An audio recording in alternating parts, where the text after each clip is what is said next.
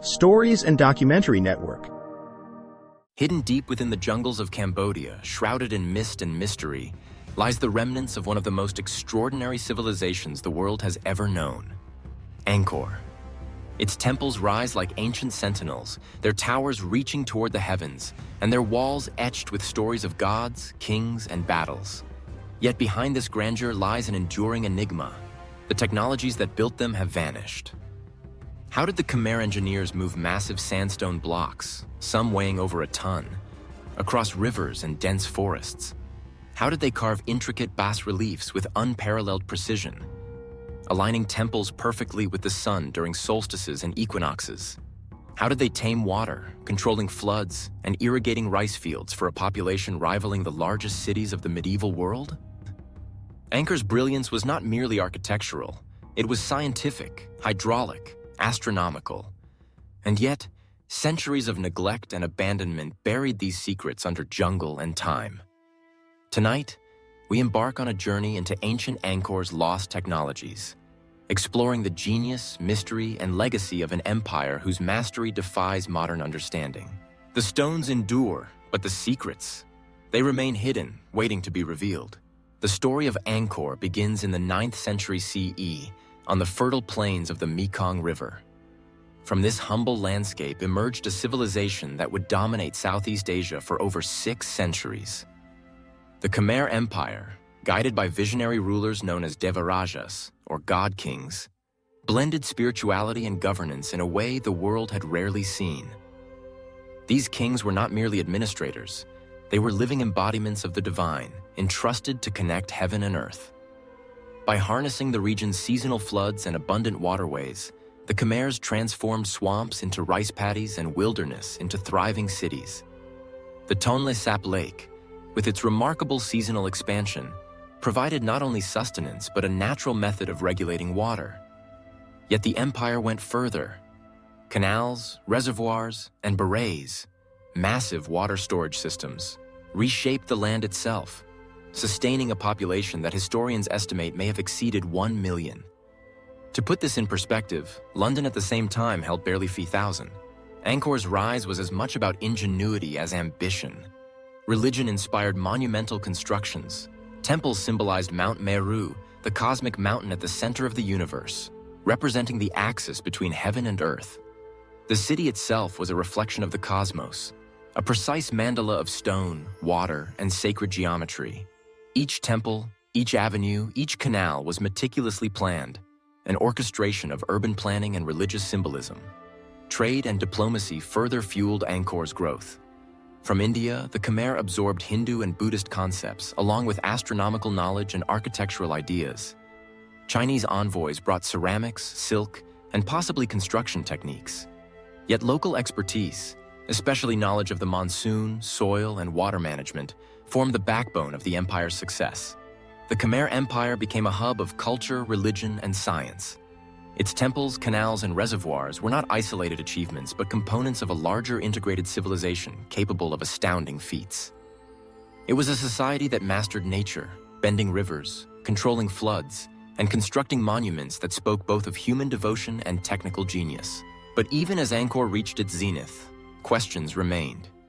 How did they achieve such engineering mastery? What technologies did they employ? And why did these innovations vanish so completely?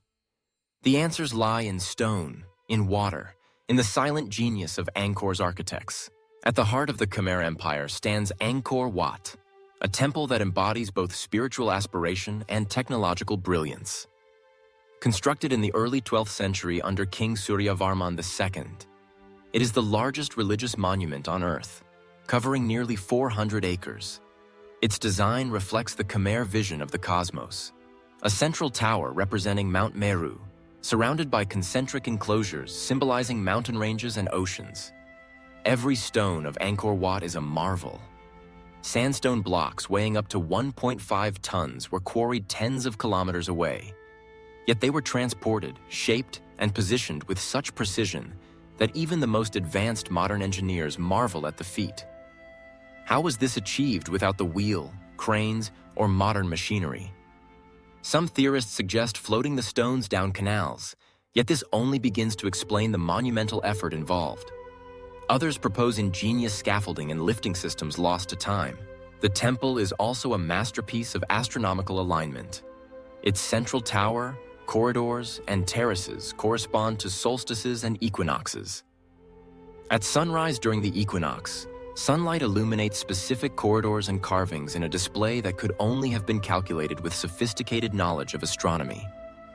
And yet, no instruments survive to explain how the Khmer architects achieved such precision. Nearby, Angkor Thom, the later capital city, expands the scale of ingenuity.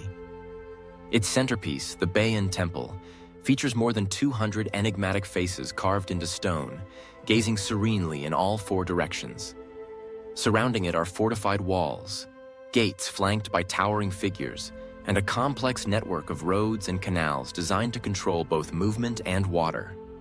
The scale of planning required is staggering, and yet it was executed with astonishing precision. Angkor's temples were not merely places of worship, they were civic hubs, astronomical observatories, and urban landmarks. Their construction demanded mastery of stone masonry, hydraulics, mathematics, and cosmology. Every carving, every alignment, every water channel reveals a society capable of integrating art, science, and religion seamlessly. The Khmer architects also demonstrated unparalleled ingenuity and durability. Many of the monuments have withstood earthquakes, monsoons, and centuries of neglect. Yet despite this permanence, the exact methods of construction, the techniques of quarrying, transporting, carving, and aligning stones remain largely unknown. Were there lost tools or machines, methods passed orally and forgotten with time? The temples themselves hold the answers, if only we can decipher them. And while the grandeur of Angkor's temples astonishes the eye, it is the hidden networks, its waterworks, roads, and hydraulic systems that truly reveal the empire's genius. Behind the stone and carvings lies a civilization that mastered both nature and knowledge itself. What comes next is a journey into the very veins of Angkor, the water that made its brilliance possible. Water was the lifeblood of Angkor. The Khmer Empire did not merely survive in the tropical floodplains of Cambodia. It thrived, thanks to a sophisticated hydraulic system unparalleled in the medieval world. At the heart of this system were the berets, immense artificial reservoirs, the largest stretching nearly 7 kilometers in length and 2 kilometers wide. These reservoirs stored water during the wet season, regulating its flow through canals and sluices to feed rice paddies, sustain urban populations, and prevent catastrophic floods. The Khmer engineers understood the cyclical rhythms of the Tonle Sap Lake and the Mekong River. They constructed a network of canals, dikes, and moats that could redirect water across vast distances. Entire neighborhoods and temples were strategically placed along these waterways, allowing both transportation and irrigation to coexist seamlessly. The city of Angkor Thom, for example, was not only a fortress of stone, it was also a living, breathing hydraulic marvel, designed to survive the harsh monsoon and dry seasons alike. Modern satellite imagery and LiDAR scans have revealed an even more astonishing picture. Beneath the jungle canopy lies a hidden lattice of canals, reservoirs, and fields, forming an intricate web that connected the urban core to the surrounding countryside. The scale of this network suggests a level of planning, foresight, and engineering that rivals, and in some ways surpasses, any contemporary European city. Yet despite this brilliance, much of the system remains a mystery.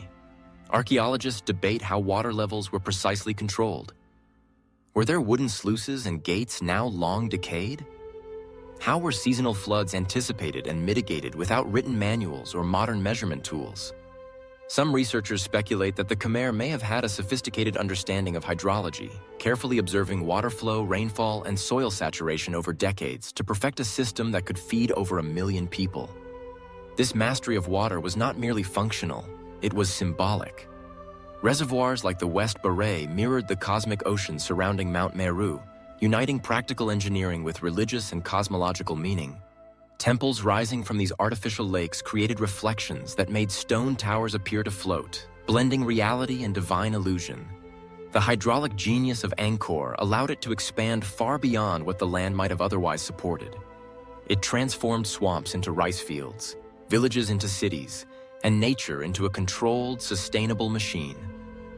But the methods, how exactly these structures were designed, built, and maintained, remain lost to time, leaving modern engineers both awed and mystified.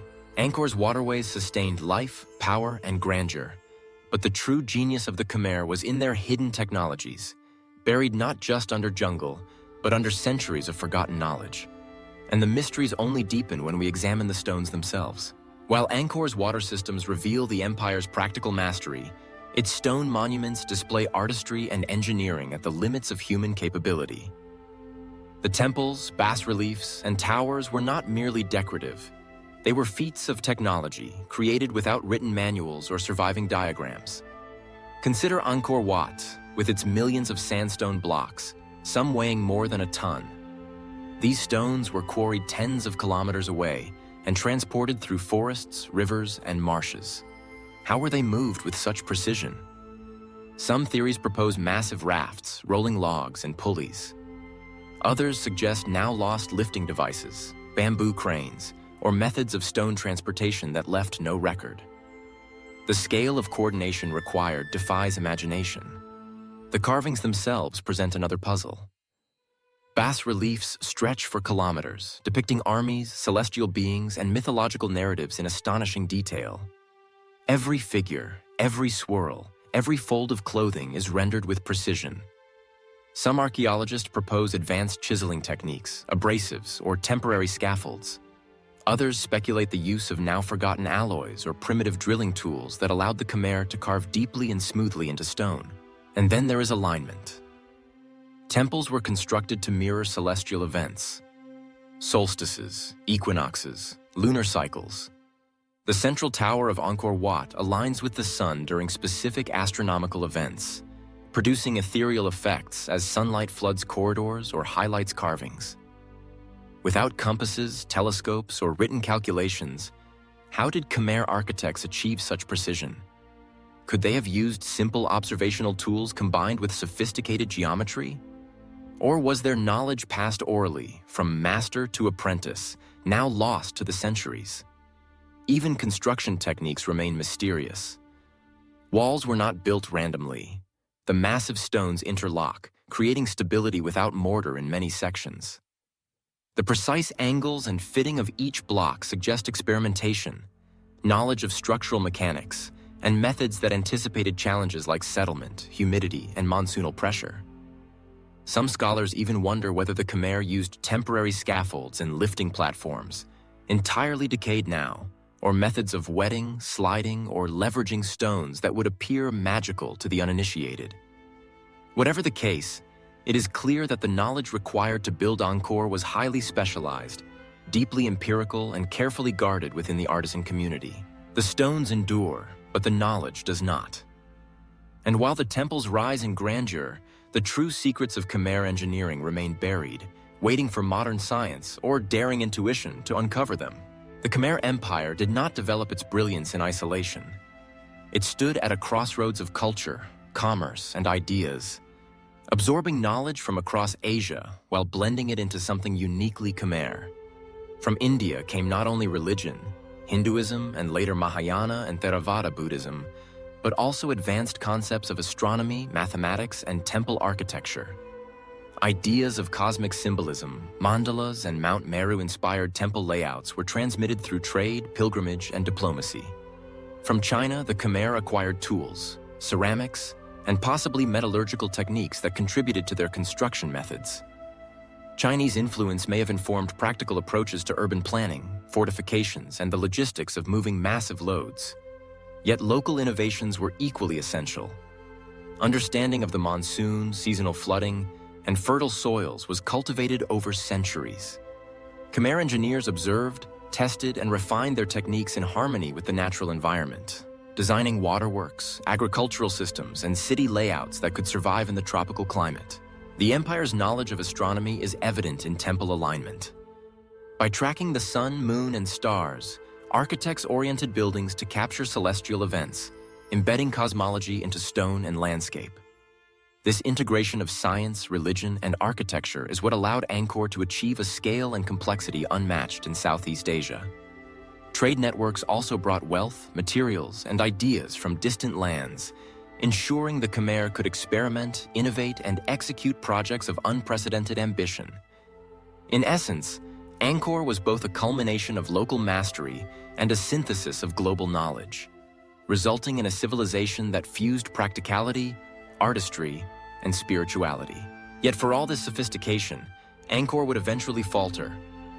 The very forces that enabled its brilliance, climate, trade, and empire would turn against it, leaving its technologies, its knowledge, and its secrets to vanish beneath the jungle.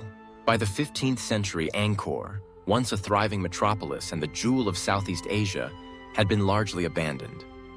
The causes of its decline remain a subject of debate, a blend of natural, social, and political factors. Climatologists studying tree rings and sediment cores have discovered evidence of prolonged droughts, sometimes lasting decades, followed by periods of intense flooding. These fluctuations would have overwhelmed even the sophisticated Khmer hydraulic system, straining reservoirs and canals, devastating crops, and creating famine. A society so dependent on precise water management could not survive prolonged disruption. Wars and invasions further weakened the empire. Neighboring kingdoms, including the Ayutthaya kingdom in Siam, attacked Angkor, undermining its defenses and destabilizing its political structures. Trade patterns shifted as maritime routes became increasingly important, diverting wealth away from the inland empire.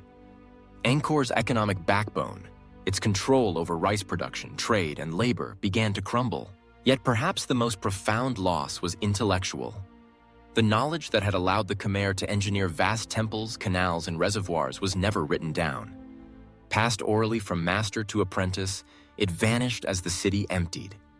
The engineers, artisans, and planners who had built the empire disappeared, taking with them centuries of accumulated wisdom. As the city was abandoned, the jungle reclaimed it. Trees split walls apart, moss covered bas-reliefs, and waterways silted up. Angkor became silent, a ghostly testament to human ingenuity and its fragility. The stones remained, but the genius behind them was buried, leaving modern explorers to decipher the empire's secrets. And yet, even in ruin, Angkor continues to guard mysteries that defy explanation. Some of Angkor's mysteries defy conventional explanation. Recent LiDAR surveys have revealed entire settlements, canals, and roads long hidden beneath dense foliage, suggesting that the empire's urban footprint may have been far larger than previously imagined. Hidden chambers within Angkor Wat and Bayon Temple fuel speculation. Are there secret rooms still sealed in the heart of the temples, containing artifacts, records, or even blueprints of lost technology? Explorers continue to search, guided by subtle anomalies in architecture and geometry. Then there is symbolism. Many temples are arranged as mandalas, aligning not just with cardinal directions, but also with celestial events. Bas-reliefs may encode astronomical and cosmological knowledge. Could Angkor itself have functioned as a cosmic observatory? A sacred machine integrating spirituality, science, and governance? Some scholars even speculate that certain hydraulic and construction techniques were more advanced than assumed, hinting at tools, machines, or methodologies now lost entirely. Angkor's architects may have blended observation, mathematics, and ingenuity to achieve results that appear almost magical to modern eyes. If these theories hold true, Angkor was more than a city.